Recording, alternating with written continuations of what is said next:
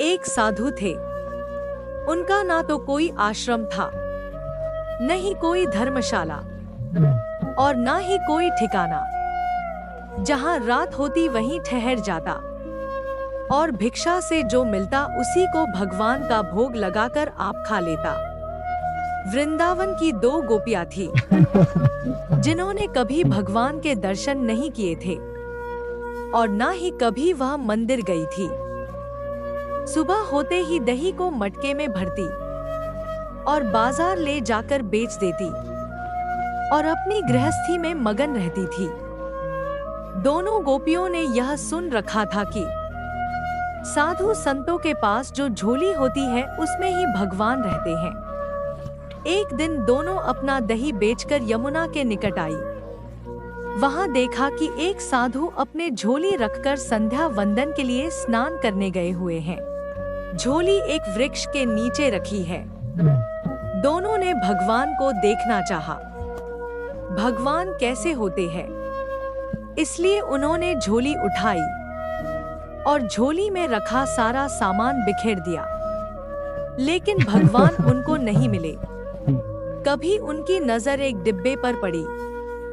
डिब्बा खोला तो देखा कि लड्डू गोपाल डिब्बे में बंद है। एक सखी बोली, क्या यही भगवान है? दूसरी बोली, कितने निर्दयी होते हैं यह सन्यासी, भगवान को डब्बे में बंद करके रखते हैं।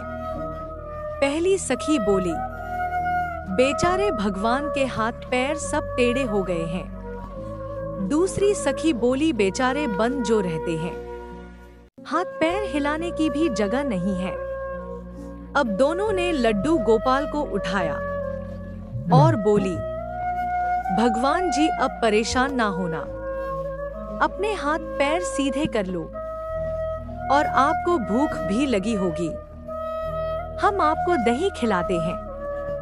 दोनों ने भगवान की मूर्ति को सीधा करना शुरू किया।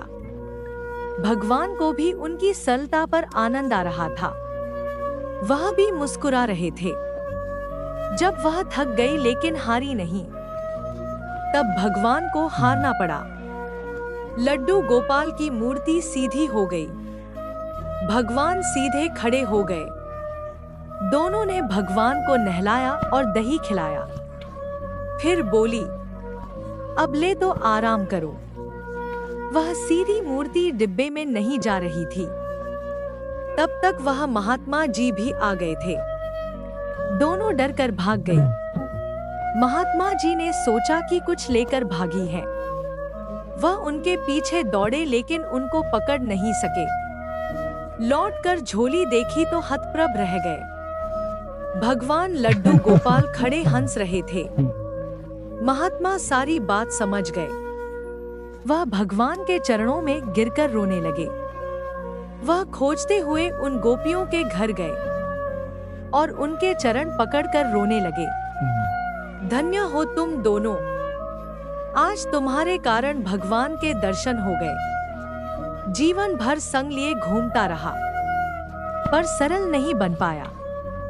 कथा का सार भगवान भाव और सरलता पर रीझते हैं। कहानी अच्छी लगे हो तो ज्यादा से ज्यादा शेयर करें और कमेंट में राधे राधे जरूर लिखें।